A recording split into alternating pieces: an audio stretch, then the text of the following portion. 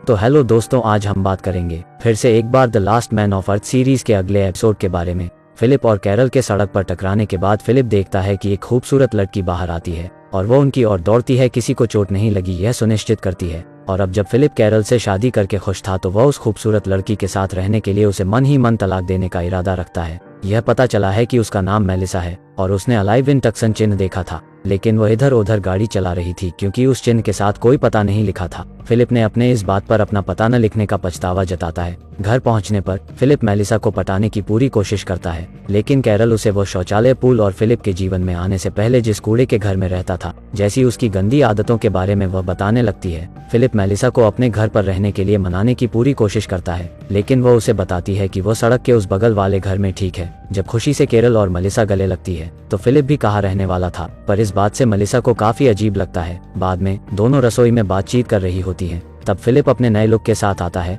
और उसने मेलिसा के लिए ऐसा किया, लेकिन रात में वे एक साथ डिनर करते हैं और पूरे समय फिलिप मेलिसा के साथ फ्लर्ट करने की कोशिश करता है। वह जो कुछ भी कहती है उससे वो सहमत होता है, यह दिखाने के लिए कि वे समान रुचियों को पसंद करते हैं। जब मेलिसा ने बताया कि उसके पति को उसने किसी और के साथ देखा इसलिए वो अलग हो गए थे, तब मिलर यह बताने की कोशिश करता है कि वह ऐसे लोगों से सख्त नफरत करता है। हालांकि जाते समय कैरल उसे रात में मानव जाति को बढ़ाने के लिए आमंत्रित करती है, लेकिन फिलिप यह समझाकर उसे भगा देता है कि उसकी हालत खराब है। उस रात बाद में मेलिसा फिलिप के कमरे में आती है और उसे शॉवर में आने के लिए कहती है। बेसब्री से उसका पीछा करता है, लेकिन कैरल को उसका इंतजार करते हुए पाता है और अचानक वह सपने से जाग उठता है। अगली सुबह मेलिसा ने उसका दरवाजा खटखटाया और पाया कि वो वर्कआउट कर रहा है, जबकि वह उसे दिखाने के लिए करता है कि वह एक फिट मस्कुलर आदमी है, लेकिन मेलिसा को ऐसा कुछ भी दिखाई नहीं देता। जिसके बाद वह उससे उसके घर के बाहर कार के बारे में पूछने आई है। यह पता चला है कि वह उसे उसके लिए लाया था क्योंकि उसे उसके लिमो में घुसने के बारे में बुरा लगा था, पर कैरल मेलिसा पर एहसान करने से खुश नहीं है जब उसने उस दरवाजे को भी ठीक नहीं किया है जिसने उसे तोड़ दिया था।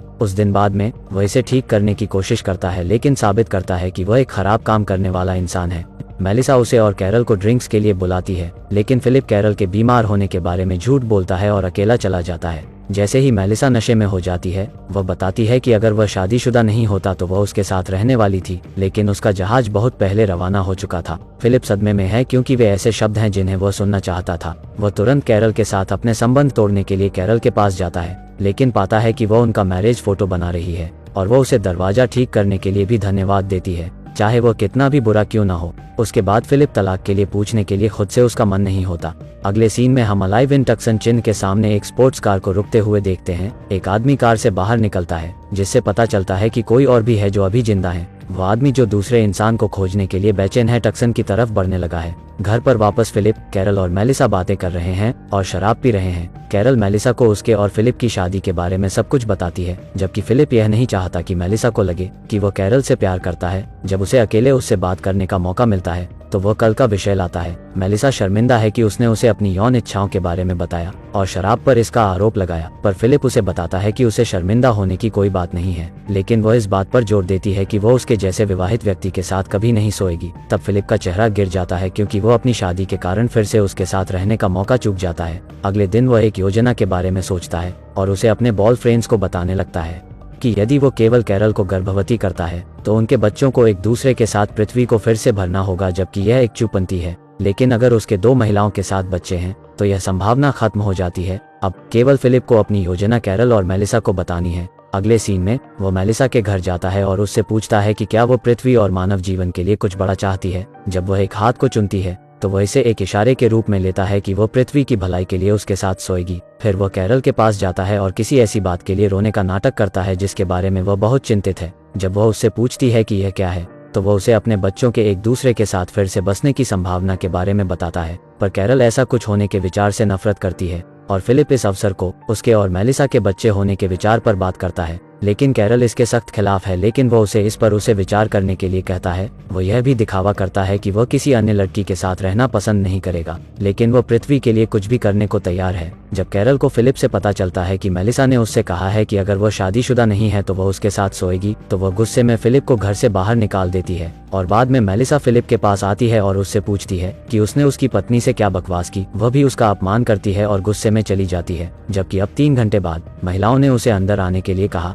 और अब फिलिप को लगता है कि उसे जल्द ही दोनों की माफी मांगनी चाहिए, पर कैरल उसे मेलिसा के साथ रहने और वो सब करने की अनुमति देती है। शुरू में फिलिप ने माना कि वे एक चाल चल रहे हैं, लेकिन मेलिसा से भी पता चला कि वह उसके साथ संबंध बनाने के लिए तैयार है, लेकिन कुछ शर्तें हैं जिनका पालन करने की जरूरत होगी। साथ ही मेलिसा के गर्भवती होने के ठीक बाद यह गंदी बात सीजन 10 रुक जाएगी। फिलिप अब न चाहते हुए सहमत होने का दिखावा करता है, लेकिन रूम में जाता है और एक तकिए में खुशी के आंसू नाक से लाता है। अगले दिन वह दिन होता है जब वे आखिरकार एक साथ आने वाले हैं। फिलिप अच्छे कपड़े पहनता है, कैरल उसे शक्ति के लिए मूंगफली देती है और जितनी जल्दी हो सके घर वापस आने के लिए कहती है। कुछ समय बाद वो मेलिसा को रोमांटिक डेट पर बाहर लाता है। वह इसे खास बनाना चाहता है, जबकि मेलिसा सिर्फ काम पूरा करना चाहती है और उसे वापस उसकी पत्नी के पास भेजना चाहती है। जबकि फिलिप ने उसके लिए एक आतिशबाजी का प्रदर्शन भी बनाया है जिसे मीलों दूर से देखा जा सकता है, और स्पोर्ट्स कार का आदमी यह देखता है और रोशनी की तलाश में अपनी कार को घुमाता है। जब फिलिप और मेलिसा मिलने ही वाले होते हैं तो उन्हें एक कार की आवाज सुनाई देती है। फिलिप सोचता है कि यह कैरल है, लेकिन जब वह आदमी कार से बाहर निकलता है तो दोनों हैरान रह जाते हैं और वह टॉड के रूप में अपना नाम बताता है। उसने सड़क पर फिलिप के चिन्ह को देखने से पहले वह मैक्सिको जाने की योजना बना रहा था, पर उससे फिलिप बिल्कुल भी खुश नहीं है और वह टॉड को दूर जाने के लिए कहता है क्योंकि उन्हें कुछ काम है। लेकिन अब एक और आदमी यहाँ है, तो मेलिसा उसे मिलने और कैरल को मिलवाने के लिए ले जाती है। अगले सीन में फिलिप घर लौटता है और कैरोल को बताता है कि क्या हुआ, पर अब वह काफी खुश हैं क्योंकि उसे उसके साथ नहीं सोना पड़ेगा। हालांकि फिलिप टॉड के शरीर के बारे में बताता है और जोर देकर कहता है कि मेलिसा उसके साथ नहीं रहेगी। बाद में वे बाहर इकट्ठा होते और हर कोई अपनी कहानी बताता है। बातों के दरमियान टॉड ने बताया कि उनकी पसंदीदा फिल्म शशांक रिडेम्पशन है, जो मेलिसा की पसंदीदा भी होती है। उनके बातचीत में बात करने के लिए फिलिप ने टॉम हैंक्स के बारे में भी कहा, जबकि वह बताते हैं वो तो फिल्म में भी नहीं है। टॉड ने सभी का ध्यान आकर्षित करते देखकर फिलिप अपने वजन के बारे में खुद का मजाक करता है, जबकि टॉड को अपने शरीर से कोई नाराजगी नहीं है। उसने सबको बताया कि जब वह छोटा था तब उसके माता पिता के निधन के बाद उसने अधिक खाना शुरू कर दिया था। उन्हें अपने पूरे जीवन में तंग किया गया है और अब एक ऐसे बिंदु पर आ गए हैं जहां हर कोई उनका मजाक बनाता है। थोड़ी देर बाद मेलिसा और टॉड दोनों रात को आराम करने के लिए निकल जाते हैं और अब कैरल फिलिप को बताती है कि उसने दोनों के बीच लगी चिंगारी को महसूस किया है। तब वह फिलिप को सताने के लिए यह भी बताती है कि वह उनको मिलाने की पूरी कोशिश करेगी। अगले दिन वह उन चारों के लिए एक डेट तय करती है। इस तरह टॉड और मेलिसा एक साथ दिन का आनंद ले सकते हैं। वह उन्हें अपने घर पर बुलाती है और उल्टी करने का नाटक करती है और वह फिलिप से घर के आसपास मदद करने के लिए उसके साथ रहने का भी आग्रह करती है। जिसके बाद मेलिसा और टॉड को खुद के लिए दिन मिलता है और वे गो कार्ट की सवारी करते हैं, साथ में खूब मस्ती करते हैं, पर फिलिप पूरे समय उन पर जासूसी करता है। उस दिन बाद में वह घर लौटता है, जबकि वह बताती है कि मेलिसा और टॉड दूसरी डेट पर जा रहे हैं, पर फिलिप उन्हें फिर से एक साथ अकेले रहने का जोखिम नहीं उठा सकता है, इसलिए वह उनकी डेट को दोहरी डेट में बदल देता है और वे चारों टेनिस कोर्ट जाते हैं, जहां फिलिप अपनी टी शर्ट उतार देता है और टॉड को भी ऐसा ही करने के लिए कहता है। उसे उम्मीद है कि वह शर्मिंदा होगा, लेकिन टॉड बिना किसी हिचकिचाहट के अपनी टी शर्ट उतारता है। तब अचानक मेलिसा उसके शरीर पर बात करती है। फिलिप खुश है कि उसे टॉड का शरीर पसंद नहीं है, लेकिन यह पता चला है कि वह उसके पेट के किनारे पर एक निशान देख रही है। तब टॉड ने बताया कि जब वह छोटा था तब उसने अपने भाई को अपनी किडनी दान कर दी थी। तब कैरल और मेलिसा उसके लिए बुरा महसूस करती हैं और उसकी बातें सुनने लगती हैं, पर फिलिप उनका ध्यान हटाने की पूरी कोशिश करता है, लेकिन वे टॉड की बात सुनना पसंद करते। यह पता चला है कि उसने किडनी दान किए पर भी वह ट्रांसप्लांट के बाद बच नहीं पाया और इस घटना के बारे में बात करने से टॉड का मूड खराब हो जाता है और वह रोते हुए चला जाता है। थोड़ी देर बाद कैरल और फिलिप उसकी तलाश में जाते हैं और उसे और मेलिसा को एक दूसरे को चूमते हुए पाते हैं। कैरल सोच रही है कि उसने ने टॉड को अपनी शर्ट उतारने के लिए कहा क्योंकि वह जानता था कि ट्रांसप्लांट की कहानी मेलिसा के साथ रिलेशन के लिए किक स्टार्ट करेगी। फिलिप जबकि कैरल के अनुमान की तारीफ करता है, लेकिन अंदर से दोनों को देखकर ईर्ष्या से जल रहा है। और यहीं पर यह एपिसोड रोक दिया है। अगर हो सके तो वीडियो को लाइक करें और चैनल को सब्सक्राइब। मिलते हैं अगले वीडियो में। Thank you.